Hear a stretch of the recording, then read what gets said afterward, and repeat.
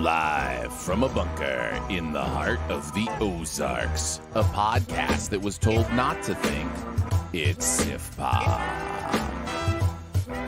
Welcome to Sif Pop Weekly, streaming live most Saturday mornings or available to download later in your podcast feed. Unless, of course, you're a patron. Patrons get perks. Patrons get those perks. Danger zone.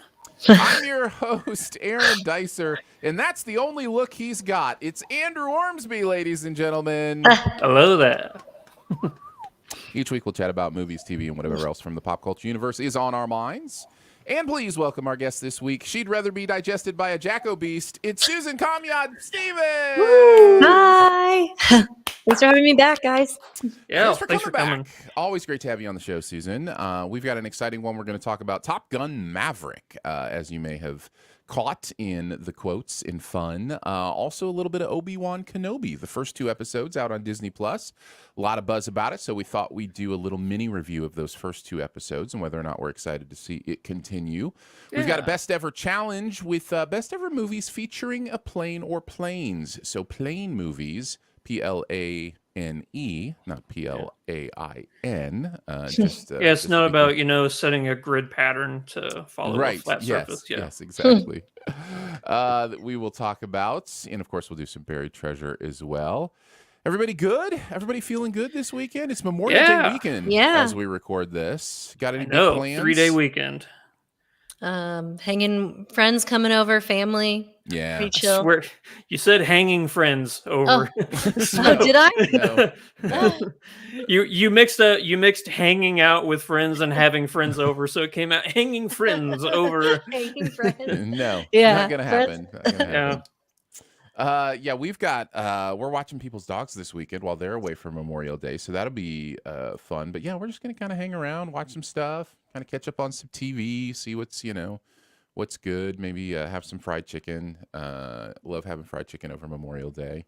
Nice. Andrew, you have any Memorial Day plans, traditions, anything? Oh, dude, I am gonna do so much laundry. It's not even funny.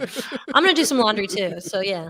Hey, yeah. I got my laundry done yesterday. Nice. So now I don't have to do it for like 3 more weeks, right? Isn't that how it works? You do laundry like every 3 weeks or so, something like that. Sure. And this is the type of content that people tune in to hear.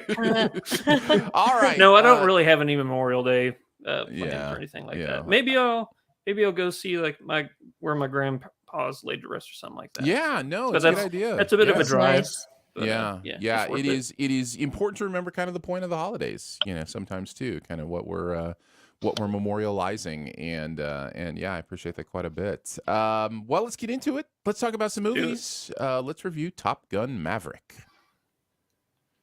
After more than 30 years of service as one of the Navy's top aviators, Pete Mitchell is where he belongs, pushing the envelope as a courageous test pilot and dodging the advancement in rank that would ground him. An interesting way to look at it, but yeah, that's where we catch up with Maverick. He is still just trying to fly planes and not become any kind of person excited about being in leadership. It's not what he is, it's who he is. That's right. This comes to us 36 years, I think, after Top Gun. Yep. Oh gosh. And it kind of picks up where the first 36 one... because that's the year. Yeah, I remember this is one of the movies that came out the year I was born. So There you go. So yeah, you've got Miles Teller stepping in as Bradley Bradshaw, Glenn Powell as Hangman, John Hamm, Ed Harris playing a couple roles in here, Jennifer Connelly playing a role that has a name drop in the original, but we never meet in the original. Penny Benjamin. And then Val Kilmer making an appearance, a very rare appearance these days, as Iceman. So yeah, what did you guys think about Top Gun Maverick? Did you like it, love it, dislike it, hate it, or it was just okay? I'm going to start with Susan. Susan, what'd you think? I loved it. Nice. Yep. Just a straight solid loved it. Oh, yeah. Andrew, what about you? No, I'm flying high with Susan. I loved this movie. Yeah. All right. 3 for 3. I loved it as well. Yay. I'm going to say low side I loved it, just so one of you guys can go first. I got a question before we actually get into anything further. Yeah. When was the last time you guys saw the original one? Like literally 3 days before I watched the new one because I the first time wanted you'd the seen it? refresher. Oh, okay. No, It was a refresher. no. I watched it as a kid. The funny thing is, I watched it as a kid and I avoided watching it rewatching it again for so long because Goose's death in the original traumatized me as a child. Oh, yeah. I couldn't bear it. If it was on TV, I'd be like, change it because if I see Goose die, I will lose my mind. Yeah. So, but that was the first time I had rewatched it since I was a kid. Yeah. I watched it probably within the last year. I had put it in, and then Jen watched it. My wife Jen watched it this last week, and I caught parts of it while she was watching it as well, just to kind of prep for this. So it's been fairly recent. What about you, Andrew? Well, I watch this movie about once a year, but I did just put it in a couple days ago to just get, like, in case there was like you said, a name drop or anything like that I might have missed or anything like that. I also watched the first Hot Shots just in case. So. I almost did that. I really should do that. I really did watch the first Hot Shots movie. I love it so much. But yeah, they so I saw this at Alamo Draft House, and they do like this pre-show before their movies where they just have a lot of just things that have to do, and they played like the Hot Shots trailers and some other stuff. Then there was these 80s kids like dancing to Danger Zone, like they had this whole like routine. Like it was wild. It was wild to think of who we were 36 years ago. I was a baby. This movie hit me in an interesting place because I don't think I really saw it until later. I was 11 when it came out, and it's not the type of movie that we would have, rented. We didn't go to movies, so it wasn't the type of movie we would have ever rented or that. But my friends talked about it all the time, and I never, got to see it. I will tell you that what bled over into my life was a love for the gorgeous look of F-14s. Like I was just like, I had an F-14 model or whatever that I was just like, such a pretty plane.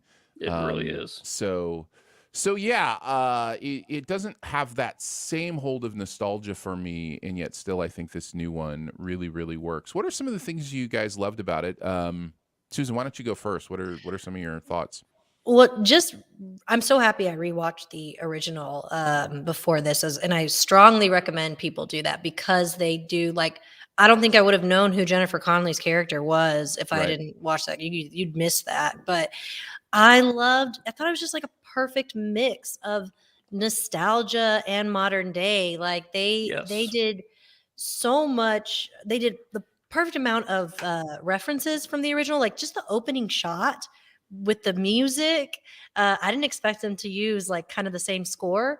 But in the same opening text too. As they just pulled, it's a good thing it's a black background because it'd be 4-3 otherwise, and you'd have those 4 brackets of the 2 black brackets on the other side. I think I just because I watched it right before I went in, I think that might be close to shot for shot of the original Top Gun, where they're doing the anthem that leads into Danger Zone. I think that might be, it's either they just took that and put it in this one, or they recreated a shot for shot version. Yeah. Right. It seemed that way, but I really I love the simplicity of the story because it didn't need a whole lot to it. But I really loved the relationship between Miles Teller and Tom Cruise. Somehow, Tom Cruise was even better as a performer in this one. It just was. It took the original. It took the good of the original and made it even better somehow. Like you could see the advancements technology wise, and the flight sequences. Rewatching the original, I was like so confused in the flight scenes. Like I was like, I don't really know what's happening. There's a lot of just like them in the plane. These sequences were so exciting. Like they had me like holding my hand to my like chest, and I don't know. It's just like everything about it. I think it's a near perfect sequel. Yeah. Andrew, some thoughts? I'm going to kind of leap off of what Susan was just saying, because those shots that you're talking about, like inside the cockpit of these planes and stuff, they had a little behind the scenes thing on YouTube that after you guys watch the movie, I think you should really go and check out. I watched it before. It didn't ruin the movie or anything, but it talks about how they did those sequences. And like they had them in fighter jets, except there was a pilot in the front seat and they were the ones in the back. And it was real G's pushing down on them to get like the face compression and the contortion and stuff like that. So they were actually pulling like 4 or 5 G's, like Miles Teller, Tom Cruise, all these guys were actually doing it. And that's how these shots look so real. It's because they are. That's really them in those planes. Mm-hmm. That's awesome. I didn't know that. I love that. Oh yeah, they sent the entire all the Top Gun cast that was in the planes to aeronautical school, and had them, go out on the carriers in these jets. And it was either they actually got real Top Gun pilots, or they got the what are the Blue Angels? Is that no? What am I thinking? The Blue Angels is a group, but I don't know if that's the Navy's flight team or. Yeah. But I mean, like, just to train them on like getting their body used to like G's and stuff like that, and had them wearing like compression suits and stuff like that. Yes, the Blue Angels are the United States Navy team. So yeah, guys. Man, there's so much to talk about on the good end of the spectrum here. I'll jump off the shots as well and what you said about the action, because it'll lead into a broader point I want to make about Joseph Kosinski. I really think the action in this movie is teach it in film class. Like teach in film class how setting clear expectations, clear guidelines to the audience understands all the objectives of what's going on in the action scene, and then shoot it in a way that the audience never feels like, wait, where am I now? What does this mean? Every shot in these action scenes is constructed in a way that brings you along the action. And so you're never confused. Every shot it makes a lot of sense from the shot you saw next. You know exactly where your perspective is. Sometimes directors don't think about that with action, and they will shoot, action from let's say a chase scene from one side, and then they'll shoot it from the other side, and it looks like cars are going now the opposite direction, and it's like the brain has to adjust and figure out what's actually going on here. The greatest action directors have this way of just, you feel like you're there and you can see everything that's going on, and they pick the perfect moments to go wide. They pick these perfect moments to go, here's the big picture. Now let's go close again to this place. Like, I was really, really impressed with the action here.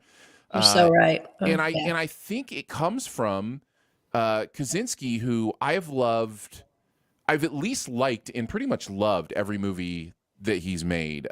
Severely underrated. Only the Brave. Only the Brave is a severely underrated movie. It's bring so the good. tissues. and it's where Kosinski fell in love with working with Jennifer Connelly and Miles Teller in Only the Brave, who both give amazing performances in that movie. Mm-hmm. Yeah, they do. I also like Oblivion. I think he did Tron Legacy. He did do Tron Legacy. Like, he's a really good director. I think he's possibly one of the most underrated directors working today. People don't know his name a lot, but he's definitely doing a dark some really horse. good work. Yeah, he's doing some really good work. And I think it comes down to the fact that he has the mind of the audience. Some of the best directors understand here's where the audience is, here's what they need to hear, here's how they're feeling. And it's a tough thing to do because guess what? We're all different. Every human who sits down to watch this movie has experienced different things in their life and different, ways to, view this and have perspectives. But the best directors understand there's kind of this commonality to humanity that they can work with to really present something that makes sense and is interesting and is fun. And man, this movie is so locked in on its plot and on what its objectives are that you are just with it the whole way. You're never like bored. You're never confused. You're just like, okay, let's go. What's next? And it's never ahead of the audience. It's never behind the audience. It's just right there with you the entire time. So really well done. Just really well structured movie. Yeah. In that regard. Other thoughts, guys? Well, what I didn't realize when I rewatched the old one, I didn't realize how much of the love story was so like prominent in that movie. At least to me, I was like, God, to a point where I'm a rom-com girl, but my God, I was like over Tom Cruise and that teacher. And they were hamming it up. Yeah. Kelly McGillis. Just the love sequence, like the love scene. I was just like, I mean, obviously today it doesn't hold up because it's like slow-mo and it's cheesy. So it was so nice to see. Like, I love what they did. I love the character of Jennifer Connelly in this film, but I love that it's a minor part of this movie. It is not almost half of the storyline. It's just, and it's a perfect, what do they call it? Like the Easter egg or something? Is that what they call those whenever that's there? Yeah. Sure. I think it's a hidden gem. Yeah. It's interesting because I know in the original they kind of forced that in. In fact, the rumor is, or maybe more than a rumor, maybe it's confirmed, but that they loved Take My Breath Away so much. That was clear. That they wanted to play the whole song, and so they forced an entire love scene to take place during that song. That is the story that I've heard. They used it so much in the original. It was like, I was like, do you think the soundtrack was 3 songs? It might have been Take My Breath Away during the volleyball scene. It might as well have been, But in this one, you're absolutely right. The Penny Pete relationship is one that is not distracting or different from the overall point of the movie. The overall point of the movie is about Maverick figuring out who he is and what it means to be, 50-some-year-old Maverick, right? Like, he's trying to figure out who is that guy, because he's not the brash, arrogant, young hotshot pilot. He's the older, arrogant hotshot pilot. But what does that mean, and what does that look like? And has he softened? And the relationship is part of that journey, right? Because their whole conversation is about, hey, we've tried this before. It doesn't work. And he's like, he's trying to figure out if that's changed, if he's actually a changed human and has evolved. So yeah, it's definitely feels, like a part of the whole movie in that way. And it's nice to see how Goose's death has affected him all these years too. Because that's, he's not as, he's at least more safe when it comes to other people's lives. Yeah. Well, I mean, that was actually going to be my next point. I love how the first movie did so much groundwork to make this sequel so good, because the first half of Top Gun leading up to Goose's death, these guys are rock stars. They're the best of the best, and Goose's death is what humanizes all of them in the first one. If that hadn't happened in the first movie, then that overwhelming dread wouldn't be here or working in this one, because from the get-go what the cost can be in this movie, and you can see it in Tom Cruise's face. It affects his relationship with Miles Teller, which I want to say that relationship and how it grows between these two is so, like, it's tense, it's heartbreaking, it's it invokes something within you that just makes you care so much for these people. The de-aging technology on Anthony Edwards was incredible in this movie. That wasn't Miles Teller. That was clearly Anthony Edwards. I mean, it's shocking how much he looks like him. It really is. So much like him. He It's does. insane. He walks in that Hawaiian shirt opened up with the tank top underneath. Aviators and that dirty stash. How that's Anthony Edwards? That's insane. So good. That was amazing. So good.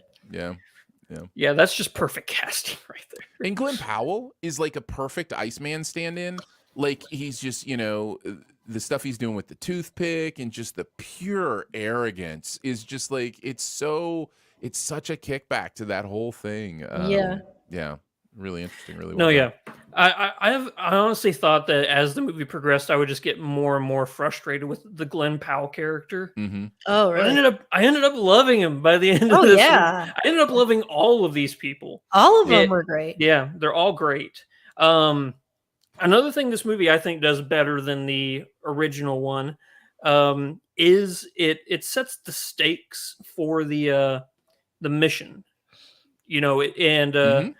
I think by the end of the movie did such an amazing job of building up to it because it made that run that they're on their mission that much more impactful because we know going over everything that they've been doing to train for a specific mission in this movie, you know what's coming next, kind of like in the order of operation.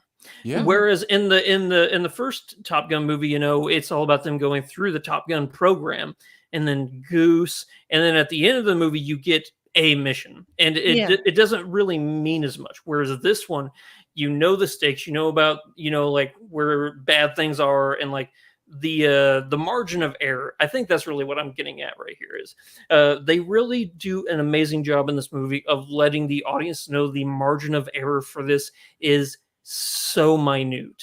Like they're called miracle missions for a reason, and I think this movie does an amazing job at that. Yeah. We keep going. I love Lewis Pullman. I really enjoyed him in the the El Royale movie. What is that called? What is that movie called? Bad Times at the El Royale. He's the not the bellboy. The valet, the bellhop. Yeah. And it's nice to see him doing work here too as Bob. I thought Bob was a fun character. Oh, he's Bob. Well. Okay. Yeah. How many people have you killed? 123. Every time I see him, I'm just like, you are such the spitting image of your dad. Like he looks so much like Bill Pullman. It's ridiculous. That's Bill Pullman's son? Yeah. Oh my gosh. So you can imagine Bob giving the Independence Day speech. Right. That makes you're right. He does look like him. I didn't even realize that. Yeah.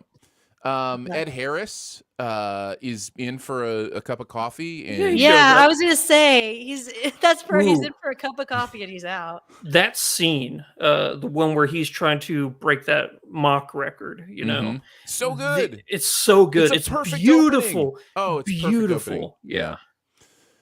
And then the John Hamm character is, it's perfect for John Hamm, and you have to have kind of that character in here, but it is one of the many things in this that is, it feels more 80s than the movie feels other times.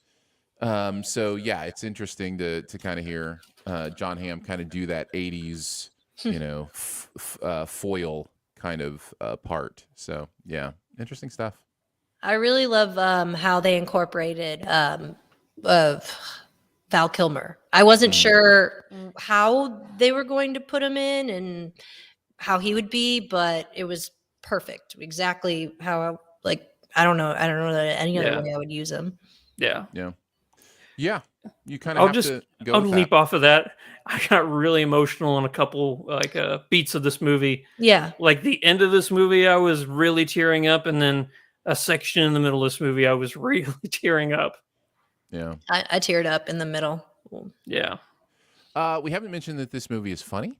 It is funny.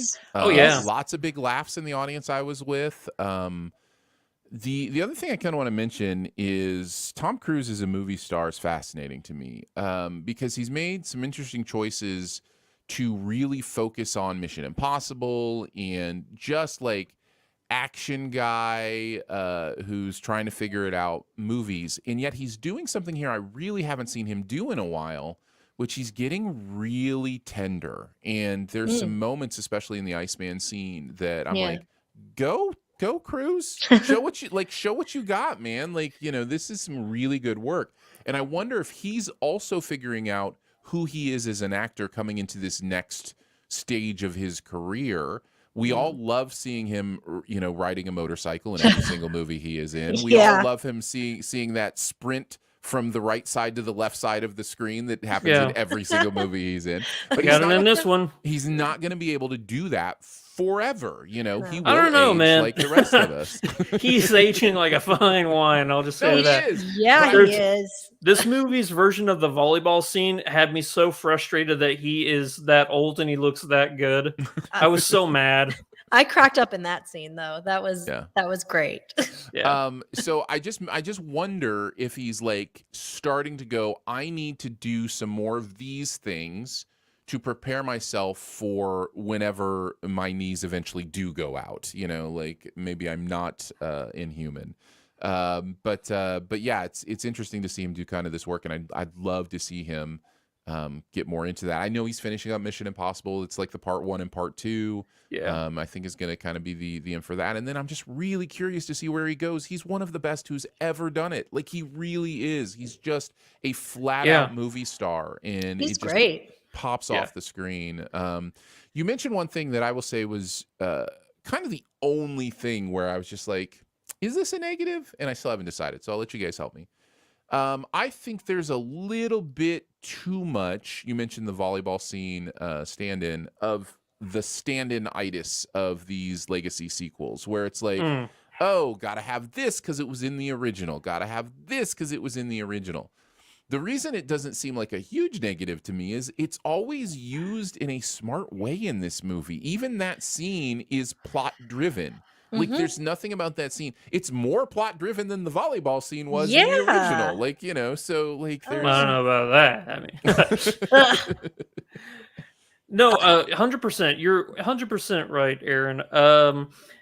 Also, I don't think I would not have minded it as much, even if it wasn't so plot-centric as it was, because going into this, I think Top Gun gets you in, like, the first movie gets you in a mindset of, like, what to expect. Like, there's going to be some over-the-top, not quite cheesy, but maybe some camp here and there, you know, like a bit of 80s ridiculousness that is endearing, and the nostalgia factor, I think, would outweigh any, like, you know, like, oh, come on, they're doing just another beat for beat, because I think the rest of the movie is so original, like the mission and everything, and like the dynamic that Tom Cruise has with these new Top Gun pilots. I think that all that is so different from the first one that it allows you to bring in all those corny, cheesy scenes from the first one. And that feels like that's the nostalgia factor. It's not the flying. It's those fun little tidbits you get. Yeah. Yeah, it's just, there can be, and I felt this with another movie that I really, really enjoyed.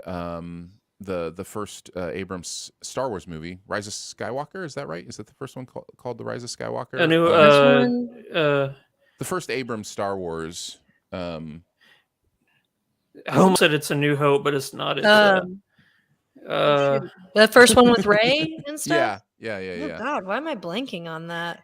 Yeah. Let's go. I'll let you guys look it up while I talk. So but I felt this similar thing with that movie where it was like great and I loved it, but I could tell they were playing like my notes from the original. Like, there were things they were doing that, I mean, it ends in basically Force Awakens. Yeah, Force Awakens. Yes, there you go. We have lost all credibility as I a know. pop culture podcast right now. There's so much Star Wars to keep track of, people. That is not a bad. That's our next that topic. is actually a genuinely good excuse. So much content to try and keep them track. Now. That's hilarious. Anyhow, yes, Force Awakens had this thing as well, and many people took it to task as being just a blueprint of the original New Hope movie, but with, you know, different people and different things standing in for the Death Star or whatever. There is a little bit of that here, but I think it really does work. And it's, you know, it's what you could also say this Top Gun Maverick in its own way is a remake of a New Hope. It's just an extended version of the Death Star run that's going on here, complete with trust the Force, Luke. It's very much it's simplicity, like they made it digestible for audience members, like it didn't feel like they were dumbing it down. No, it felt like the steps of the mission that they were going on at the very end were easy to follow, but you understood how difficult to pull it off was going to be. It was a little bit much when Miles Teller was like talking about, bombing womp rats back home. That was a little bit much, but yeah. That hole's no bigger than a womp rat hole.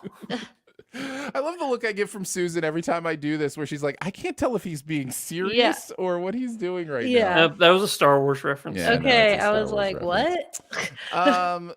Yeah, so that was my only kind of might be a negative, is there's a little bit of kind of paint by numbers from the original, but at the same time, I think it works. I think it works, and I think everything that they do from the original, it works here in a way that feels like it's part of what's going on. Use the false rooster. Yes, exactly. Did you guys have any negatives? I don't think I had a negative with this movie. Yeah, you said earlier you thought it was a perfect movie. So yeah, pretty much. Yeah. And because I went in with thinking that I'm surprised that this was a good movie, because when I heard they were doing it, I was like, this is a recipe to be bad. Like, it could have easily been. Yeah. Final thoughts? Any final thoughts on no post-credit scene? Top Gun Maverick?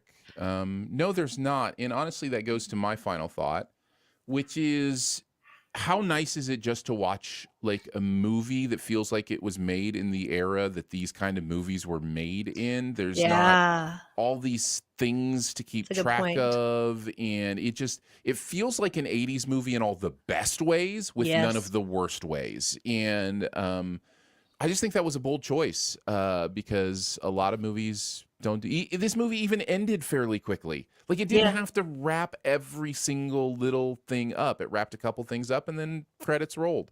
And it's just, modern movies just are so different, and I kind of want more of these. And I don't know if that's because I'm an old, and it's just like, that's the kind of movie that I grew up on. But it's one of those things where I think it's better storytelling. I think there's just some real clutch storytelling going on. Yeah, because if it forces out any hope it forces out any like hope of like, something looming in the future that could solve any problem. Right, like it makes you feel like, oh, at the end of the movie, this is it. Yeah, like they better solve it before the end of this movie. Otherwise there's no sequel or anything like that. No, I totally get that. I hope there's not a sequel. I really don't I don't know if they definitely don't need it, but I think and with the plot being so simple, I really appreciate the character development here. Like, I don't know, something about these characters were so much more human than the first. Like, I just feel like we got to know a lot more people in this movie than we did in the first. Like, outside of the three main flights, the three main people, we didn't really know anybody else. But even like, I felt like I knew Bob pretty well. Yeah. Call sign Bob. Yeah. I guess I do have one other thing to say, which is another thing that this did, and the original did this as well, that really makes it easy to just get into, is it stays completely outside of any kind of real life geopolitical anything. So like, you never names the country, never names the place, never names the enemy. It's just a mission against kind of a faceless, nameless enemy. I can tell you it wasn't Central America. That's all I can tell you. And I think that makes it easy. That makes it really easy not to be distracted by, what's going on in the real world in Ukraine, and like all these things that, are real things that we should be pondering and feeling and thinking about. And this movie's like, no, you're here to escape that. You're here to just have get told an interesting story with a fun mission. Yeah. And it does it so well. So I like that the original did that, and I like that this kind of does that too. It just kind of keeps it unknown, because that also helps me disconnect from complex feelings about the military industrial complex and like, all those things. I'm able to kind of rightly or wrongly, and that conversation can be had, but I'm able to set those aside for this movie and just go, no, this is kind of a fantasy world where there's just this fantasy mission against this, unknown fantasy enemy, faceless too. Yeah, kind of see it more as like a board game or a Navy D&D session or something, So yeah, interesting. You saw my battleship. Yeah, I love that about the film too. I talked about that afterwards. I was like, they never said who it was, and I was like, you know what? We don't need to know. We don't need that. No. It becomes nothing more than a distraction. Yeah. Especially if that's not the intent of the movie, and that is not the intent of this movie, in my opinion. Well, there you go. Some thoughts on Top Gun Maverick. It is available in theaters. Obviously, a huge recommend from all three of us. We all loved it quite a bit. So yeah, Top Gun Maverick is a recommend. Let's move on to the second review, the first two episodes of Obi-Wan Kenobi. During the reign of the Galactic Empire, former Jedi Master Obi-Wan Kenobi embarks on a crucial mission to confront allies turned enemies and face the wrath of the Empire. This is available on Disney+. First two episodes dropped just this week as we're recording this. So... Did it lose you? Oh. I think my internet went down, so I will start that again. Okay. There you I are. will start that again for everybody. I think this is a little bit of a different kind of a review for us because we're just dealing with the first two episodes of something. As you know, when we do TV reviews, we're not going to be worried too much about spoilers. We're going to assume that you have watched the television that we're talking about. In this case, the first two episodes of Obi-Wan Kenobi. So let's start as we do. What did you think about these first two episodes? Did you like it, love it, dislike it, hate it, or it was just okay? Andrew, you get to start this time. I think I loved it. If not, I'm so close to it. It like you said, it is difficult to see, from the first two episodes, like where it could potentially go because the options for where it can go are so vast. But I think the seeing certain characters come back, the nostalgia factor is great. I like the overall, story so far in this first two. But I don't want to say I love. It's difficult. I'm so close to saying I loved it. Yeah. So close. All right. Well, we'll just call it low side of loved it. We'll just call it low side of loved it, and that'll be fine. Susan, what about you? I'd say I liked it. I think it has potential for love, but right now, I like it. Certain characters, Ewan McGregor is great. It does feel nostalgic. It seems like it's a pretty good, continuation of that part of that story. I was a little annoyed with the character, so maybe that's why. Is he from the second episode? No, I was annoyed with little Leia. Oh, we'll get there. But I figured, I am in the didn't liked it camp. Okay. I'm not enjoying this. I'm feeling a little bit manipulated. Because I love these characters. I really do. And to see Ewan McGregor as Obi-Wan Kenobi, I'm only human. It's just look. The prequels were not the greatest Star Wars movies, but they're a lot better than these new ones. they definitely, when they came out, I remember really liking them, and then thinking about, but there's this kind of stuff, and it's funny, the sizzle reel that they do at the beginning of this, of like all the prequel moments, make the prequels look like The Godfather. Like it makes the prequels look like the best trilogy ever made. I don't think they were that bad. Where was that focused, like three movies that really focused on it, like that intro did. But there's a lot of other stuff in those prequels that kind of brings them down. Yeah. But I loved Obi-Wan or Ewan as Obi-Wan, or Obi-Wan as Ewan McGregor. That's probably more accurate. Yeah. The real Obi-Wan lives among us. Hayden's coming back as Anakin, doesn't necessarily appear in any way we would know him in these first two episodes. But then there's the Joel Edgerton as Owen, coming back as Owen, which is interesting. Yeah. I feel like I love all this stuff, and then you've got lightsabers and Jedis, and I'm just like, yes, I'm 12 again. So, which is interesting, by the way, because the first Star Wars came out when I was a year old, like exactly a year old. It came out on my first birthday. So like it's, something I grew up more with Return of the Jedi and then going back to the others. And again, all on VHS that I just wore the snot out of. Yep, you got to buy multiple copies. That first one ain't gonna make it. So like I get that I'm being manipulated in this way, but anytime I start to think about what they're doing in this show, I just get bored. I get this sense of like, do I care about this? Is this something I need to see? Are the stories that it's showing me, at least in these first 2 episodes, stories? Do I care about Brat Leia girl? Like, I mean, is that something that is meaningful to me?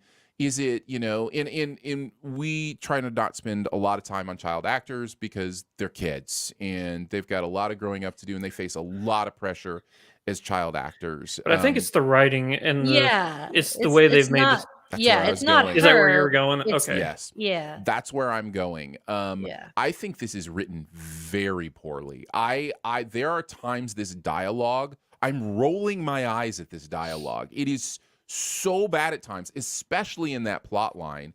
And yeah, it's not her because it also sounds terrible, coming out of the adults' mouths in those scenes. It's very tropey. It's very, I don't know. I felt like, oh, you took Star Wars. You took this piece of Star Wars that I really loved, and you kind of made it this really lame sitcom at times. And and again, listen, perspective is everything. Maybe I was in the wrong places. I was watching this yesterday. I don't know.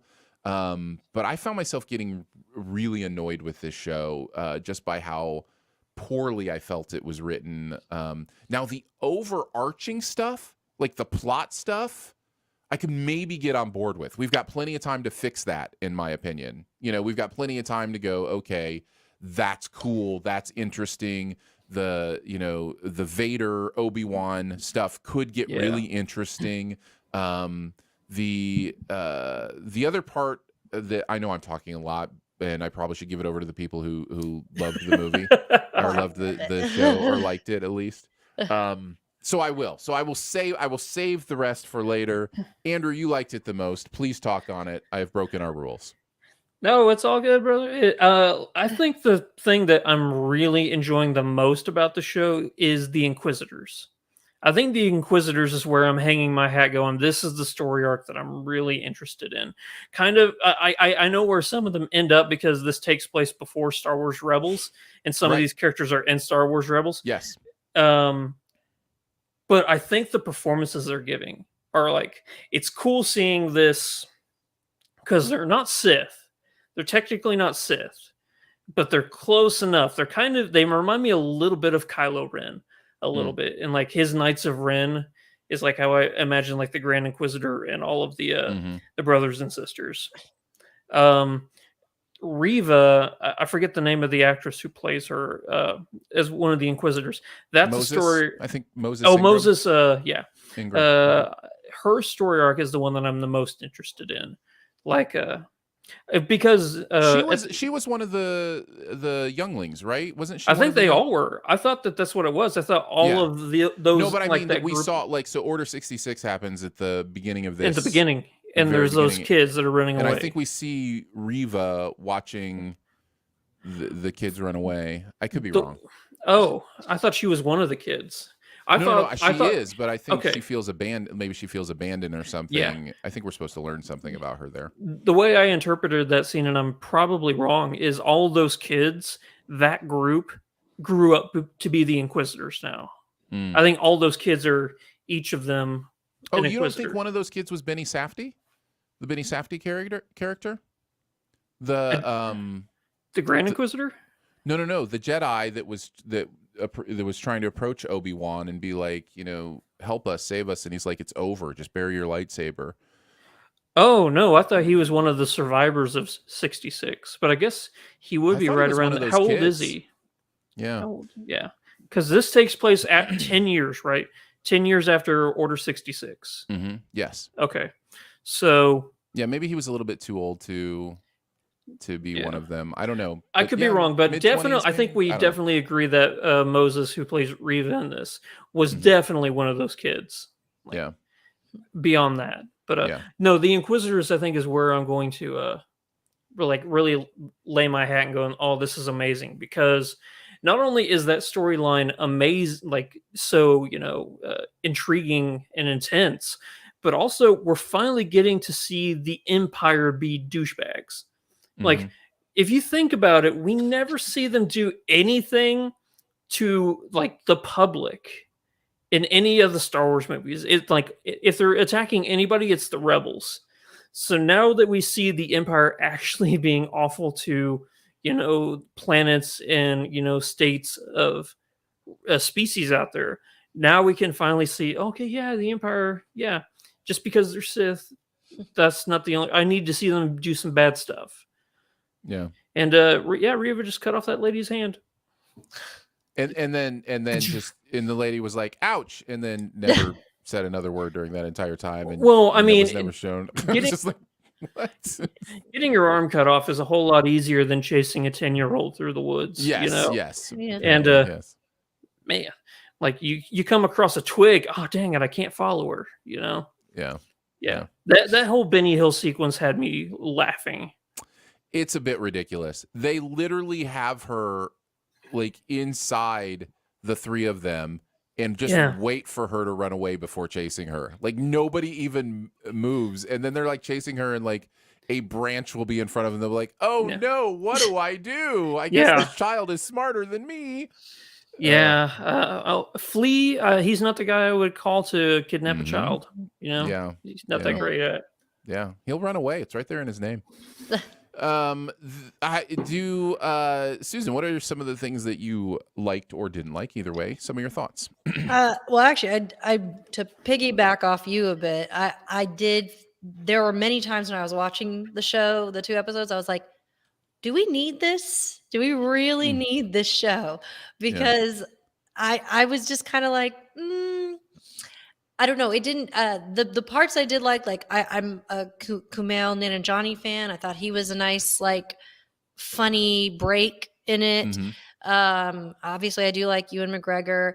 The end of episode 2 kind of is what made me more intrigued, because I am interested in how they're going to do the Darth Vader and Obi-Wan Kenobi stuff. But other than that, the little Leia, it's exactly what you said. It's not her fault. It's just, it was a bad script. Like it and when you say it felt like a little bit like a sitcom, I do see it now, because I was just like, God, this is like, I don't know. The writing is pretty cheesy. I felt like we were on like Full House there for a second. It was just like, what is going on? Yeah. Where's the laugh track? Yeah, well, immediately, and I guess it's more what they're doing with the Leia storyline, because just immediately when they start with her tricking it's not you. She said it would be funny or something, and she's just in the forest. I'm like, oh my God, how many times have we? And I knew it wasn't going to be her. Like it was so predictable where it was going. And I was like, really? We're doing that?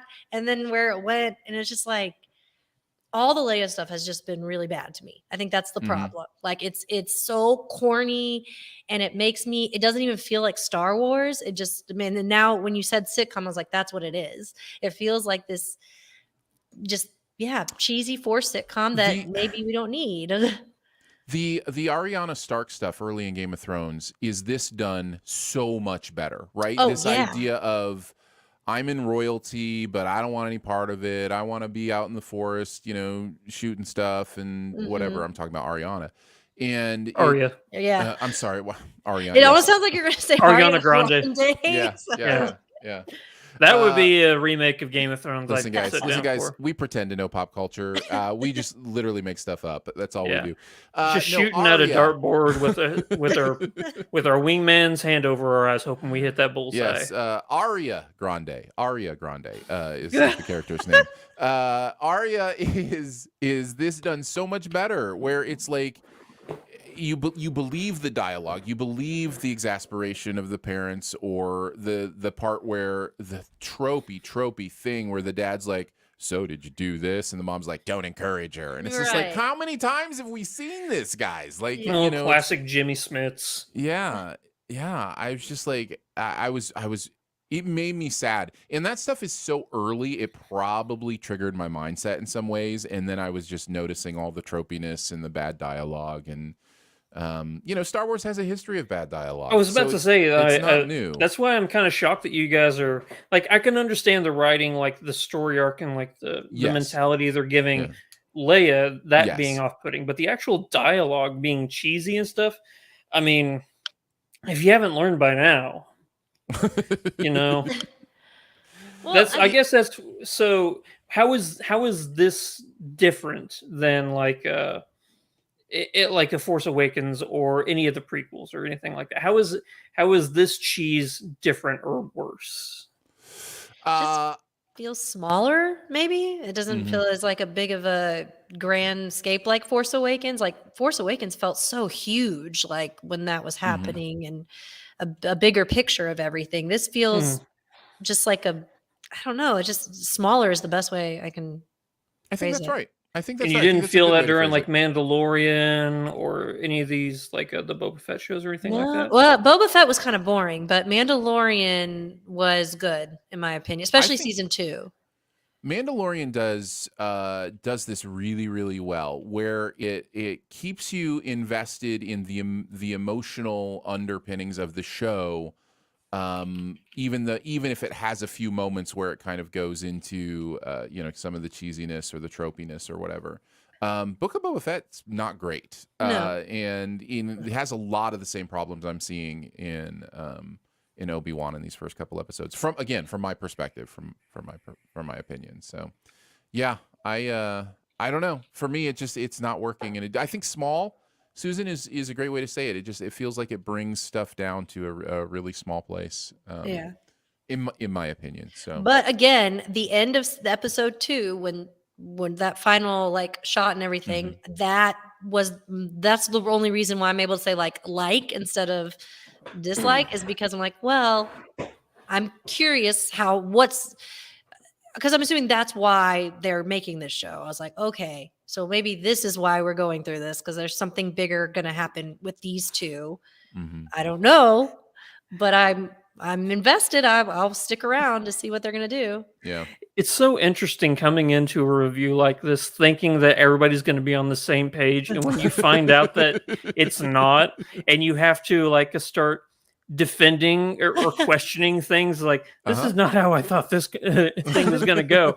I thought it was going to be happy-go-lucky. Everybody's here for Obi time. Yeah. You're not alone, Andrew. I know a lot of people who are really, really loving it, and I think more people like it. Yeah, and I get it. I get this. That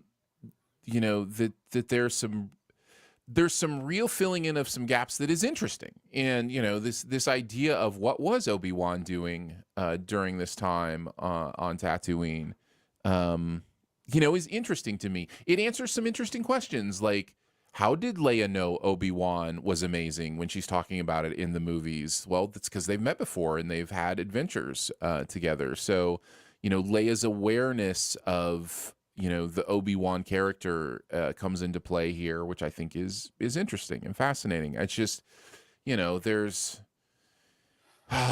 it's like there's a beautiful, gold nugget here that I want to honor, but it's wrapped in like really raggedy newspaper. It's very poorly wrapped. So there may be something at the center here that I eventually will connect to. But we're only 2 in. Yes, and it's going to be 5 episodes or 5 or 6. 6. Yeah, 6. Okay. And I don't know. Are they all planning to be like roughly 50, 45 minutes long? Yeah, the first one was 50. 57. The second one was 40. Well, there's the 5 minutes of credits on these things. Why? So yeah, that's one thing I never understood. Like, it's why? Wild. Yeah. It must have to do with streaming rights and different, because Netflix is the same way. You'll get into some of these TV shows and it'll just the credits will go on forever. But I think Disney is like infamous for having like 7-8 minute credits for each episode. Do they do, because I always skip to the next one, do they do the credits in multiple languages or something? Yes. Or? Yeah, I think they do. I think there's that part of it for the multiple countries streaming and that kind of thing. I think that is part of it. But yeah, I think they'll probably be about 6 hours of content, 5 to 6 hours of total content. And there is also this underlying thing where it's like, sometimes I wonder, man, should this have just been a movie? Like, could we have made this movie? I mean, this would have been the first episode right here, you know. Just because this is an hour 45 or close to hour and a half. Mm-hmm. Well, I'm just saying, tighten it up. Like, tighten this whole story up to where it's where it's really propulsive. You know, it doesn't have to lean into these side tropes. Like, you know, just make a really great movie. I don't know. That's, you know, probably old school. Well, it doesn't feel like a movie to me yet. So no. Oh yeah, it definitely has that show vibe going for it. But I think that about some of the Marvel stuff too. I think Moon Knight could have been an incredible movie. I really do. And could have tightened some of that stuff up. But yeah, it's interesting. Kind of this new era of storytelling and what it means, and the difference between TV and movies continues to diminish and to kind of, you know, fade away. And we talked about that a little bit in the Top Gun review. Like that was part of the fun of Top Gun Maverick, was that just felt like a movie, man, like a complete fun, entertaining movie, which is, you know, not something we get all the time now. So yeah. Any final thoughts on Obi-Wan Kenobi? No post-credit scenes. Yeah, that's true. Yeah, I breezed through that. Disney does that for their shows too now. So yeah. That's actually kind of relevant. Mm-hmm. My final thought is I'm not sure I ever need to see Obi-Wan cut a piece of meat off of a slab of meat again. I think I've seen it enough. I think I don't know. I think I get the idea of I need to get a more in-depth look at that Chef Ramsay technique. Yeah. There you go. Obi-Wan Kenobi.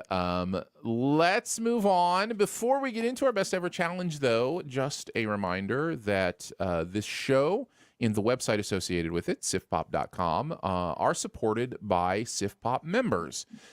If you've ever thought, I like this show, I'd love to support what they do, well, I've got good news for you. You can go to patreon.com/sifpop. We do throw some fun perks your way. One of our favorite things to do is record bonus content for you. We talked about 80s movies that we would want rebooted in the bonus content this week. So that's available to our members at patreon.com/siftpop. And thank you to all those who have already supported. It means the world to us. Really appreciate you being on the team. So again, that is patreon.com/siftpop. All right. Hey, Aaron, can I have like 2 seconds? I got to go close the windows. Absolutely. Guy's going to be mowing, and you'll definitely pick it up on the mic. Yeah. Wow, that actually really sounded like a lawnmower. Oh, thank you, Susan. Thank you. I do a little voice acting. I play lawnmowers, vacuum cleaners. I can play a vacuum cleaner. Mm-hmm. That's great. That's my vacuum. Have you really done that before? Did you do voice acting? I can play dogs. You know. I'm very impressed. Yeah, thank you very much. I am just somebody who likes making noises. That's the only reason I know how to do that. Did you do a lot of noises? Make a lot of noises growing up?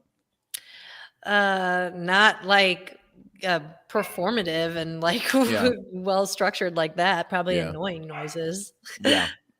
Bratty. Little Leia version. You were a little Leia. I was a little Leia. No, I was not a little Leia because I did not like to go play outside and adventure like that. I was definitely a TV child. Leave me alone. I'm watching something in my room. Yeah, I would like hog the living room television and be like, nobody else can watch this. It's mine. Nope, mine for right now. I liked watching stuff, but I was also outside playing quite a bit, which is interesting because I hate the outdoors now. Like I'm just give me my controlled environment. I would like the outdoors if my husband and I went to Boston last week or like a week ago or something, and the weather was amazing and we had to walk everywhere. But I told him, I was like, I could do this all day. I love it. I love the cold weather. Being in Texas with this humidity and heat all the time, I don't even want to step outside. Yeah. But if it's cold, that's like my weather. Mm-hmm. Yeah, cold's your weather. What do you consider cold? Since you live in Texas, I'm just curious. So, I mean, I will take the 70s, but I prefer between 50 and 60s. Okay. Yeah. Yeah. So that's 50s and 60s is nice. Is that? Yeah, that's not cold in my opinion, but I grew up in No, Michigan, what is so cold to you? cold is like around freezing. That's when it starts getting cold. Yeah, Oh, okay. around 30s. Yeah. I don't Sorry mind about that that. either. Yeah. You're good. That's all right. We're talking about important stuff. Like Yeah. What's cold? What is cold for you? Yeah, probably like when the ice is out. Yeah. So somewhere in the 30s probably. But I would much prefer to be in a hot climate than a cold climate. Oh, that's so funny. I'm the Yeah, opposite. especially I if think a it's lot of people not are. humid. That's my one A dry caveat. heat. Yeah. Humidity can be annoying. Yeah, I just no humidity. I'll be fine. All right, let's restart this. We'll give Phil a nice little in to restart this segment. Let's move on to the best ever challenge. We're going to do best ever movies featuring a plane or planes. Plane movies is the topic. This is one of those topics that you can make as broad or as specific as you want. Obviously, if you name a movie because it has a plane in it, we're going to make fun of you. They should be a little more central to the plot in some way or another. Having said that, I'm sure I have a couple here that you would be like, I'm not sure that's a plane movie, Aaron, but we'll see. We'll find out here eventually. So it's funny because I had one like that and it was my number one, and then I'm like, no, I get a lot of flack from Aaron if I chose this movie. So, like one, and I hope I'm not stealing one because somebody may have chosen this, but you could be like, oh, like on Inception, they do that whole. That's the one I was thinking. Okay, that was going to be my number one. Like, technically, the entire movie takes place on a plane. So that's like that to me that's that's right on that borderline. Yeah. I wouldn't have made fun of you for that selection. I'd just been like, you would have given me an eye roll. Yeah, a little bit of an eye roll maybe, but I may have some like that. All right, let's go number 5 to number 1, and we will trump if there is anything that we have higher than somebody when they mention it. I will kick us off. Yeah. This is an interesting one, but the plane is central to the plot. Chicken Run is going to be my number 5. Interesting, and a good pick. I never saw it, so. Chicken Run is a great movie. I'd highly recommend seeking out Chicken Run. It's funny. It's interesting. Aardman does such great fun animation. I think this is my favorite Aardman film. I think so. I'd have to go look. Some of the I've never seen any of the Wallace and Gromit stuff. Oh, okay, so. Yeah. The Were-Rabbit's a good movie, but Chicken Run I think is a really fun movie. Now, if you've seen like The Great Escape, there's a lot of Great Escape reference. Yeah, same. Me too, Susan. Where they are used for their eggs and also to make pies, chicken pies, and so like it's a lot of fun. But one of the central parts of the plot is they actually build an airplane to try to escape from the coop. So lots of fun. High recommend, and Chicken Run comes in at my number 5. Susan, why don't you go next? What do you got? Mine's kind of a silly one, but I really do enjoy it. It's Snakes on a Plane. Nice. I was so close to putting it. It's in my honorable mentions. Yeah, I was torn between that and my honorable mention movie, but I just think it's so much fun. Like it's a very rewatchable movie. I mean, come on, that line with Samuel L. Jackson, I'm sick of these. Like it's so good. It's corny. It's super corny, but it's self-aware of that. It knows it's a cheesy movie. The snakes are the fakest looking things in the world. But the thought of it is terrifying, and it's I don't know. I mean, there's not a whole lot to say about it. It's a lot of fun. That plane is super fancy, by the way. I've never been on a plane that has 2 stories. Yeah, 2 stories on it. I was like, 2-story plane? Wait, let me go on that one. But yeah, it's just it's a lot of fun. It has a decent enough storyline, and Samuel L. Jackson. So I watched it once. I rolled my eyes a lot. I probably wasn't in the right place to watch it. I may enjoy it more if I watch it again. It does have the single best PG-13 dub of a line in the history of movies. That specific line you're monkey fighting. Yeah, I'm tired of these monkey fighting snakes on this monkey fighting plane. On this Monday to Friday plane. Like it is hilarious. Well, Sam Jackson delivers it so well, and And you have to go in. I went into it knowing it was a comedy to me. Like, and me and my friend, we just had a blast watching it. Yeah. It's like somebody in Hollywood walked into an executive producer's office and hey, you know what would be fun? Yeah. What if we gave a sci-fi original film an actual blockbuster budget? Right. And yeah, and they're like, so it'd be good. They're like, no, it would be expensively bad, and people will love us for it, and we do. Absolutely. This is like I said, it was very close to being my number 5. Yeah. Andrew, what is your number 5? Airplane. Yeah, I had that in my honorable mentions. Yeah. I love everything about this movie. That Abrams style of comedy, this just perfect. These guys, Aaron, I think you and I have talked about this before. This parody like genre of comedy is what I'm missing like right now in my life. Yeah. I think the scary movies, they kind of tapped into it, but because it was them. But I really miss this over the top. I don't know who could do it though. That's my problem. Like, I really don't know. But yeah. I mean, I think this, but going back to this movie is beyond hilarious. It's so great. I think the difficulty is we've almost advanced beyond the idea of parody because, the world around us is so weird sometimes. Yeah, it's almost a parody of itself. And so anytime, satire or parody kind of fully embraces what it is, it falls, a little flat. So you say that, but didn't these movies come out like when Reagan was president? Yeah, but it was a different era. Like what I'm saying is like, I think that, we say, and this is me, the 36-year-old saying this, this is like, you say that, today's world we live in is so parody-like. Is it that much more parody-like than it was, back then? Or is it just that we're more connected now? You think so? Reagan was an actor. Some from column A and column B. For sure. Reagan, because Reagan was an actor. And I don't see that being different than, okay, I'm not going to get political. I'll just stop right there. But you know where I'm going with that. My question is, oh, wait a second. Where am I? Yeah. I need to go back. I forgot where I was for a second. Yeah. Yeah, I was, John, we need to go back.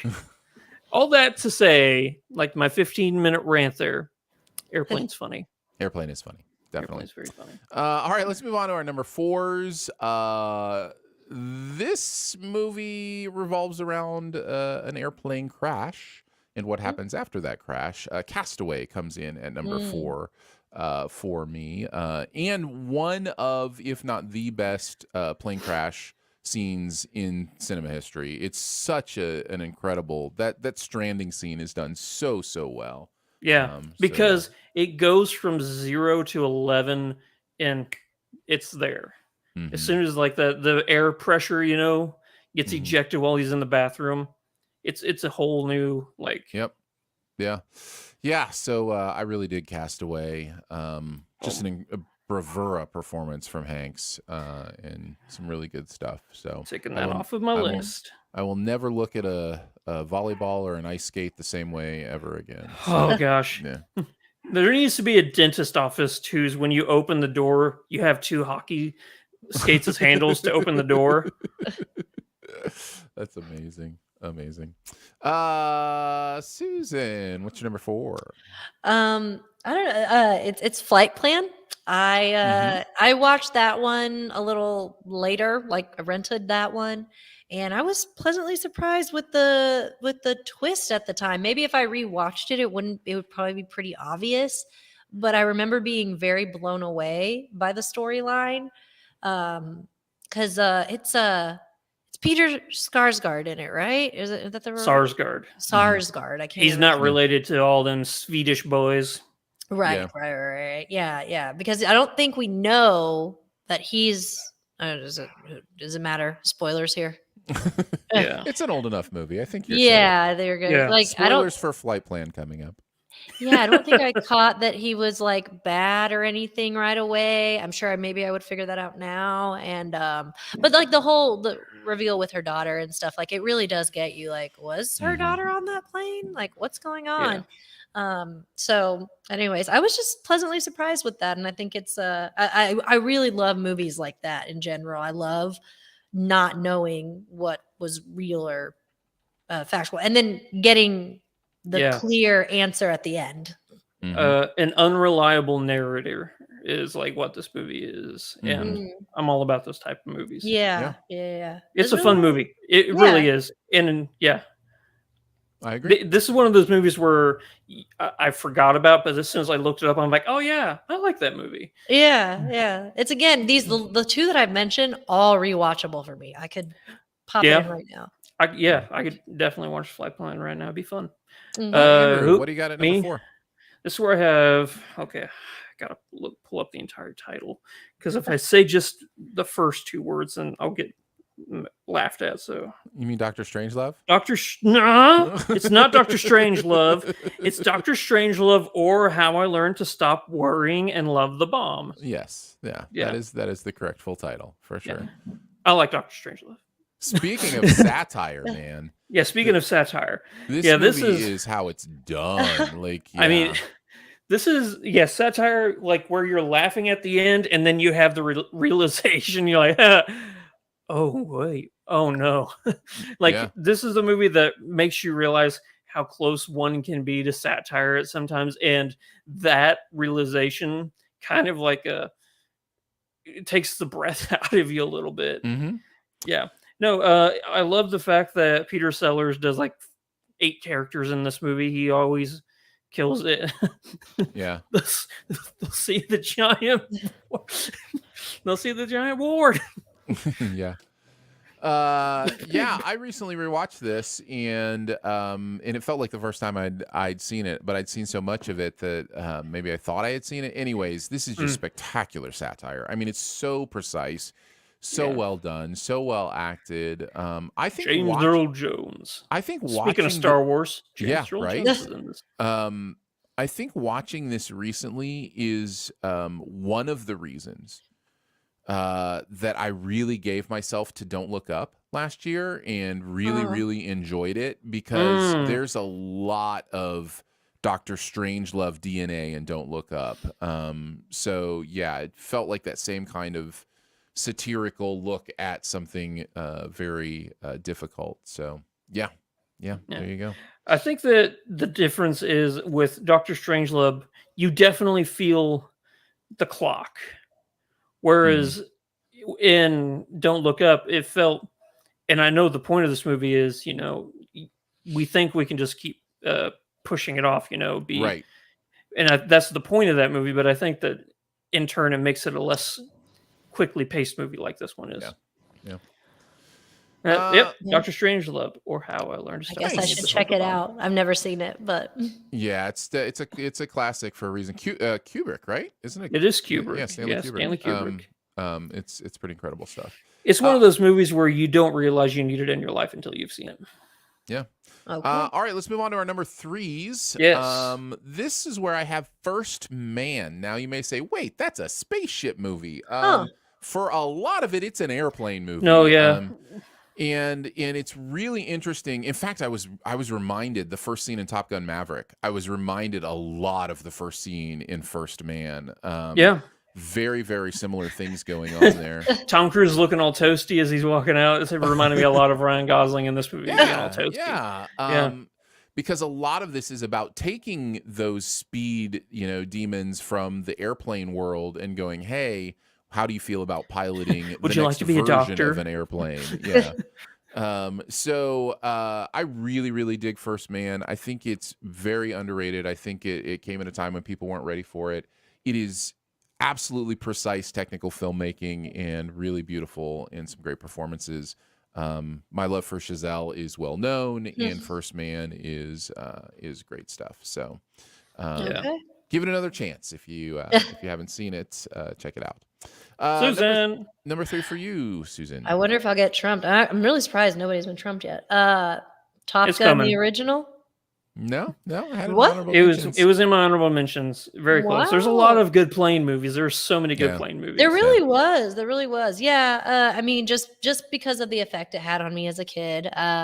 You know, if you rewatch it now, you'll be like, that's not the best plane like movie. Just because, well, where we are today, we've just got so much better special effects. But and I heard, is it true? Like the enlisting for the Navy like went up quite a bit after this movie. Oh yeah, it happens a lot with movies like this. Yeah. I bet it'll happen with Maverick too. But we're looking at a picture of the original Top Gun now, and why is Miles Teller in the background of that shot? I don't understand. Photoshop. That's what it is. Just Photoshop.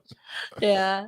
Like I said, as a kid, I really did. I enjoyed this movie, but except for the Goose's death, like I said, it just really, Meg Ryan's tears like burned in my brain, and that image in the water really stuck with me too. But it was, it was great. Good choice. Goose. Good choice. Goose. Andrew, you're number 3. Yeah. Now, Susan, you said you were wondering where the Trumps are coming in. I have a really strong feeling my number 3 and number 2 are Aaron's number 2 and number 1. Oh, okay. Interesting. So my number 3 is Catch Me If You Can. Nope, in my honorable mentions. Wow. Really? You know, I totally forgot about that. I would put that in my honorable mentions. No, it's not in my honorable mentions. I just looked and I was like, wait, that's not that. I decided I didn't consider it a plane movie. That was one where I was kind of on the line. Yes, he plays a pilot, but that's just like a piece of all the different things he does. I'm not upset about anybody including it. I just decided not to. So, okay. Yeah. I thought a good enough portion of this movie was focused on him wanting to be a pilot. I think that's fair. I think it's a fair one. Yeah. And at the very end, that scene with him and Tom Hanks, and he's telling him that his dad died on the plane. Mm-hmm. It kills me every single time. Yeah. No, this is a great movie. It definitely would have been in my top 2 if I decided to count it. Yeah. Okay. Well, don't worry, Susan, because I know for a fact my number 2 is his number 1. So okay. It's coming. I love the things that Andrew thinks that he knows. I'm right a lot. You are right, but I think you're wrong in this case. My number 2 is probably the same as Andrew's number 2. My number 2 is United 93. Oh wow, yeah, it is. Whoa. So yeah, United 93 is, we've talked about it many times. I've only watched it once. It's just one of those I don't want to put in again and relive through, because that is the incredible nature of this movie. Is it feels like you are there. It is incredible Paul Greengrass filmmaking. It is such an important story to tell. It says something about humanity, about heroes, about what it about what it means. And man, this movie is impressive. It's so well done. So yeah, it is my number 2 for sure. Speaking of number 2, I also saw this movie only twice. Once the original time, and then once on 9/11. It was playing on one of the I think HBO Max or HBO, something like that. And I watched it again, and like you said, you only need to see it once or twice because it's going to stick with you for the rest of your life. It's a real thing that happened, and it just it takes such care with the situation and with the families, and it's incredibly done. Yeah. I think we talked about this not too long ago because we were comparing it to another movie that came out right around the same time that was also based on a 9/11. Was it the World Trade Center? Nick Cage World Trade Center movie? Yeah. And how very considerate this movie is, because it didn't feel like it was trying to monopolize on the tragedy. Right. It felt respectful. Yeah, totally. Yeah, and it uses a lot of the actual people who were there on that day in ground control and air traffic control, and and I think some of the calls that they're calling at the end are like the real calls and stuff. So it's such a powerful movie. Rough. And I'm assuming that's your number 2 as well, Andrew. Yes. Okay. So I'm curious Susan, as to what your number 1 is now. Yeah, Susan, what is your number 2? Well, mine is based on something that happened. It's funny because when I heard it was coming out, I was like, God, do we need another like sad plane crash movie? And it wasn't sad because it was Sully. And that was the first time I watched the movie, and I was like, wow, it's really refreshing to see a film about like a horrible, scary thing that happened, but everyone survived. Not one death happened. And it was just like kind of uplifting a little bit. It was like, you know, we don't always have to see these true story movies. Don't always have to be a horrible disaster where somebody died and families were lost, all that stuff. It can be something that you're like, hey, this worked out pretty nicely, about a hero in a way. And at the end of that with the real pilot, like, and all those people at the end, like, it gets me so emotional. And I just think Tom Hanks is one of the best actors ever. So anytime that he's playing anything, he's just a hot phenomenal. take. I dig it. This just in, Tom Hanks, good right? At acting. Yeah, exactly. Obviously, yeah. Meryl Streep's really good too. So, I don't know. I just really love this movie. It was in my top 10 that year, and just something about too, like, you know, when as people are getting on the plane and the crash is coming, you feel that like automatically you're just like, oh my God, this is so horrible. It's like when you're watching a war movie and you know people are gonna die, but this one, like, don't, and it's just like, oh my God, this is so refreshing. Yeah. I love this movie. It was in my honorable mentions for sure. I think it's really well done. It has some great moments. I think it makes it movieizes the situation in a way that I find, respectful and interesting. And I dig it. I dig the real story. I dig the movie as well. So yeah, Sully, good choice. This just in, Tom Hanks is a good actor. Also, this just in, Clint Eastwood's a good director. Yeah, okay. True. All right, let's go to our number ones. Yeah. My number one was a movie where at first I was like, we're on the right track. I don't think this quite counts. And then I remembered, like, I have these posters of all my favorite movies, my top 41 favorite movies that I have on the wall that I had commissioned. And I had some, like, input into how they were designed, those kind of things or whatever. And literally one of the characters I chose to have on this poster was the airplane, because it plays such a crucial role in a pivotal scene of this movie. And I was like, okay, you can count it. You literally had the airplane put in the poster. And the airplane is literally in the movie poster as well. It is North by Northwest. And it is the plane where scene he's getting chased. Where he's getting chased. And one of the most iconic scenes in the history of cinema. I love this movie. It's no secret that I'm a Hitchcock fan. It is my favorite Hitchcock movie. It is just great storytelling. It's the best of those Hitchcock movies where it's like the wrong man accused kind of movie. He did a lot of those. And Cary Grant is just so good in it. I really love North by Northwest. So this seems like the grandest of all of Hitchcock movies that I've seen. Sure. Like it's like just the scale of it seems, Yeah, the Mount Rushmore stuff, all of it. Yeah, it's good stuff. What do you got at number one, Susan?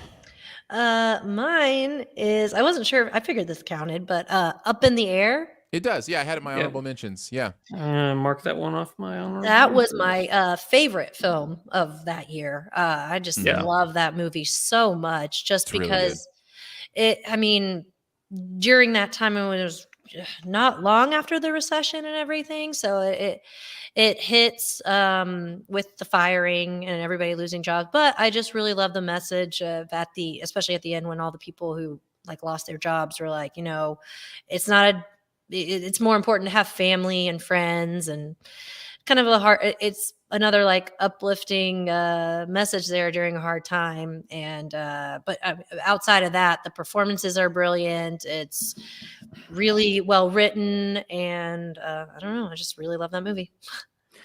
Yeah, agreed. The scene where he hits 10 million miles and then Sam Elliott walks out to have a drink with him, and you just see the look on his George Clooney's face where he's like, this is it. Like, this is really all I worked for. And he realizes that realization of the materialistic moment of it all is just commercialized and it means nothing. Doesn't That he's realization, lonely. Yeah. He wants. I mean, he goes after Vera Farmiga. He'd rather have that relationship and family. Which that life. was all sad too. So sad that reveal. I was like, are you kidding me? But and then props to the Anna Kendrick character to like realize she couldn't even handle that. So, but Yep, really great stuff. Good choice. Up in the air and at number 1 for Susan. So, Andrew, that brings us to your number 1. What do you got? Let's go with the Martin Scorsese movie starring Leonardo DiCaprio. Let's go with The Aviator. The Aviator, yeah. Yeah. This is in my top 100 movies of all time. We think of like characters like Steve Jobs or Elon Musk, today. I think Howard Hughes was definitely one of those guys, like back in the early 1920s through like the 40s or something, when he was like, I'm going to build a giant plane and I'm going to fly it. Do you know much about planes? I got money, so I'm going to do it. Right. And he built a giant plane. I think it was called the Spruce Goose. No, I think this was the Goliath one. Where it's yeah. What was the Spruce Goose? Maybe I've just got Goose on the brain because of Top Gun. Goose. Pull the lever, Goose. No, I think this is where he built. I think his plane is called the Goliath, where he built it. Like he built the whole thing, and then he realized to get it to where he wanted. About Howard Hughes? Yeah, Howard Hughes. Yeah, the Spruce Goose. Yeah, Howard Hughes and the Spruce Goose. But maybe there was a different one. Maybe there were two. Yeah, I know that he like helped design like a very sleek plane. Like maybe he changed like the riveting and stuff like that. But he also built this ginormous plane. I think it was like parts of it were made out of wood, because of the lighter buoyancy of it all. So the Spruce Goose still holds the record for the largest seaplane, the largest wooden aircraft, and the largest propeller plane ever built. Okay, so that is the same thing that I'm thinking of. Yeah. You also get a look in like his demons and stuff, like his germophobia, his schizophrenia and stuff like that. And I think that just DiCaprio, this is like right around that time where I realized like, oh no, DiCaprio is going to be an amazing actor. Because I'll go ahead and admit, like back in the days, I thought he was just a dream boy, and that's all he was ever going to be. But then he did The Beach, and then he did this, and it was right around this time. I'm like, okay, yeah. I take it back, Leo. You got some acting chops.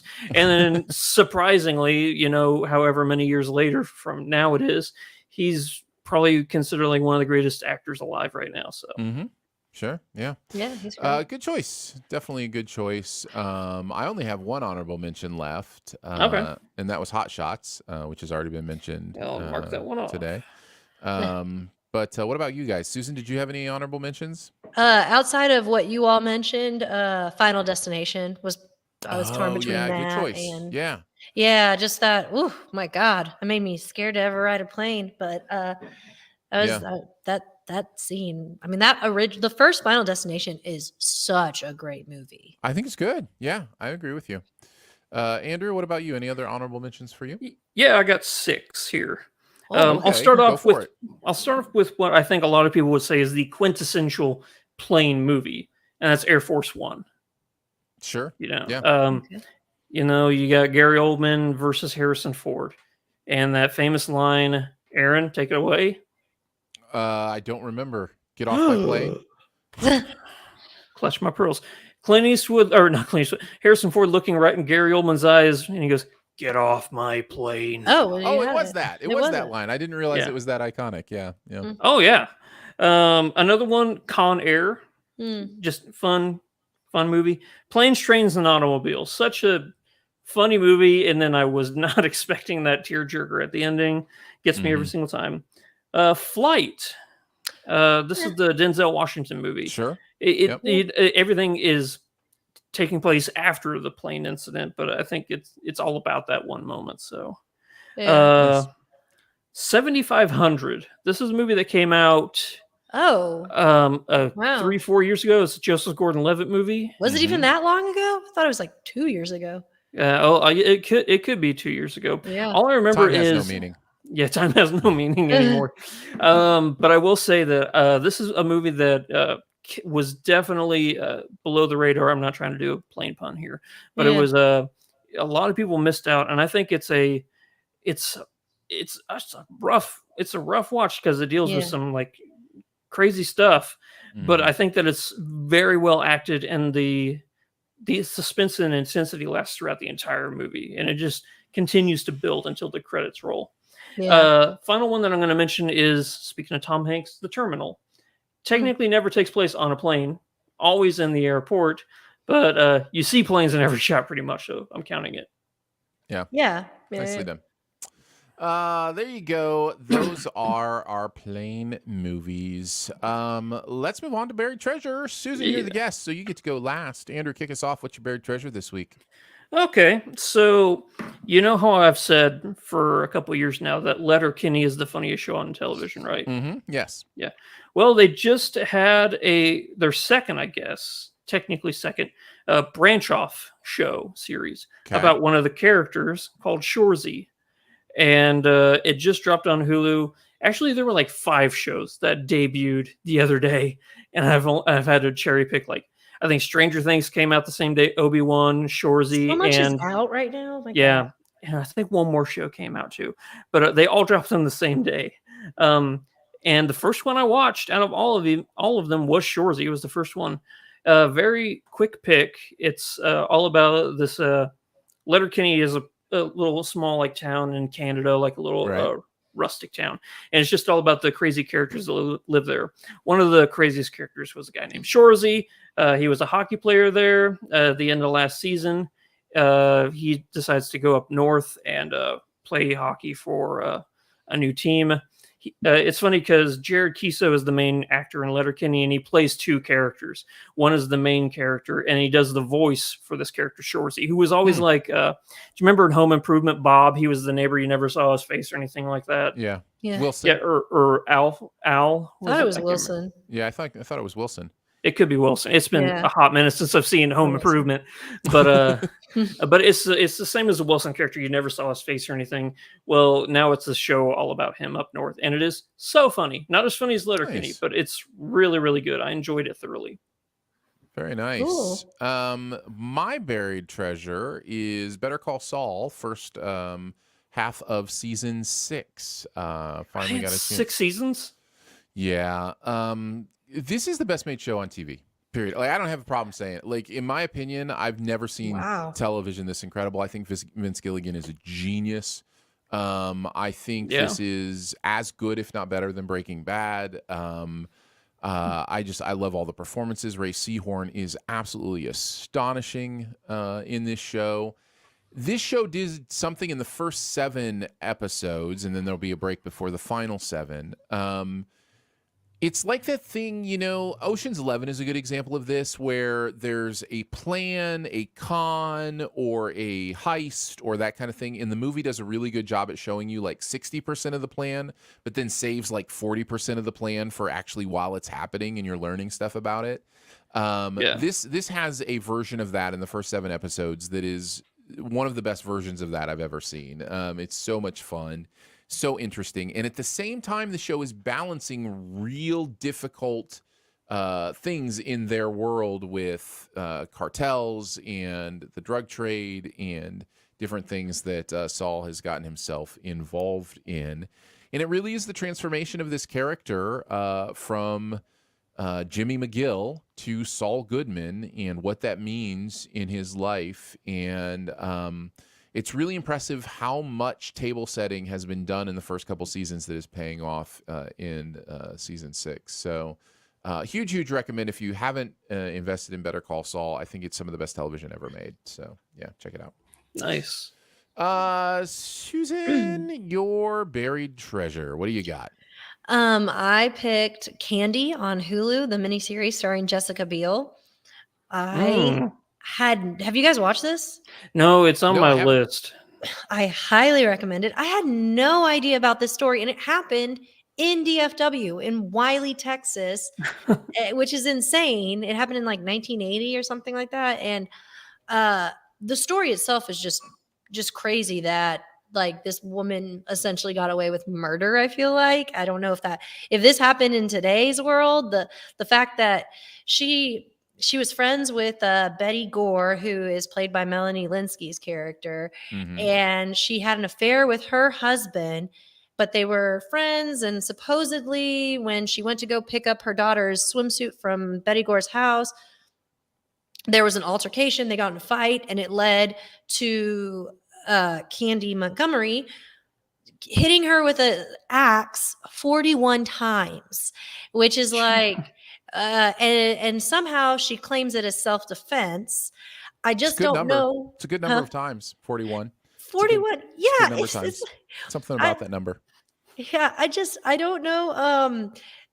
And the thing that infuriates you is that Betty Gore had a baby at the time, and she left that baby there for 13 hours. That baby was unattended to. Luckily, the child's okay. But the fact that alone, she didn't get some sort of punishment for that, like, is insane. She was able to say self-defense, but I'm like, you left a baby, like, unattended. Like, thank God the baby was okay. But there's just so much about that story that's just mind-boggling and tells you something about the justice system, like, then, because like I said, especially in Texas, I'm like, I don't think that stuff flies in Texas now. But the performance, I have never seen Jessica Biel at that level of acting. I can't think of anything that she's been that good in. She's phenomenal in this.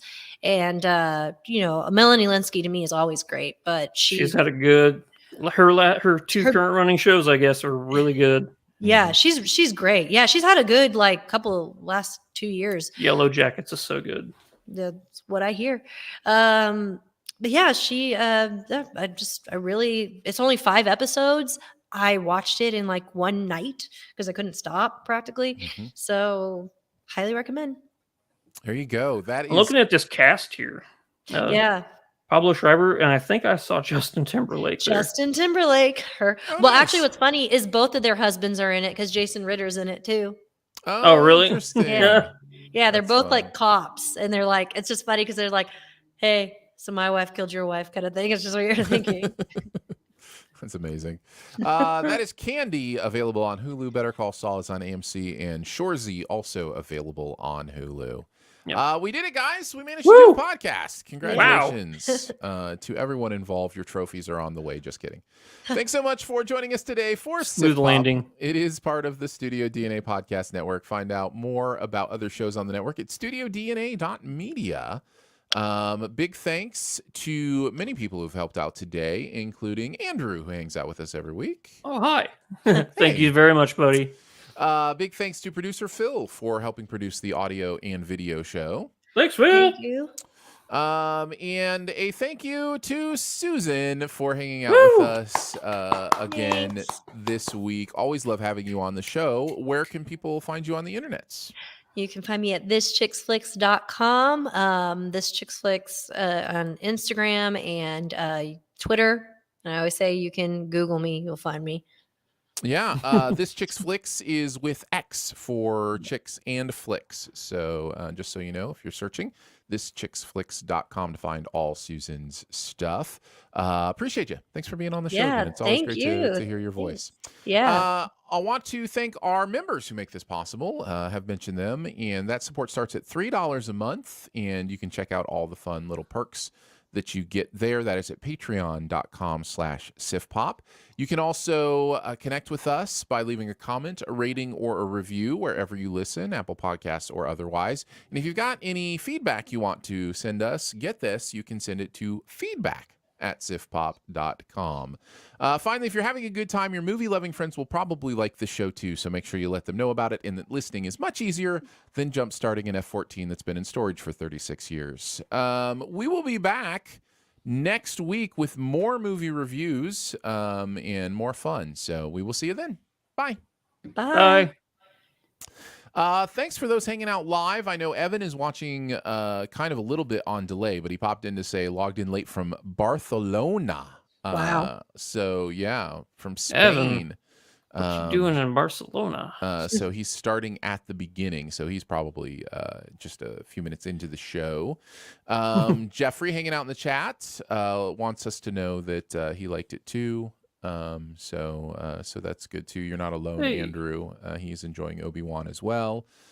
Also, he wanted me to know that my sound effects were impressive. Thank you, Jeffrey. I do appreciate the compliment. Were you doing voice or impressions of like cold weather and stuff? I just did it. I did the impression of your lawnmower. And a great vacuum. And a great vacuum cleaner. You missed the great vacuum cleaner. A little bit of dog impression. I was really entertaining for a while. Jay Bourgeois, see you hanging out there as well. So thank you guys for hanging out with us, and we will catch you on the next live show.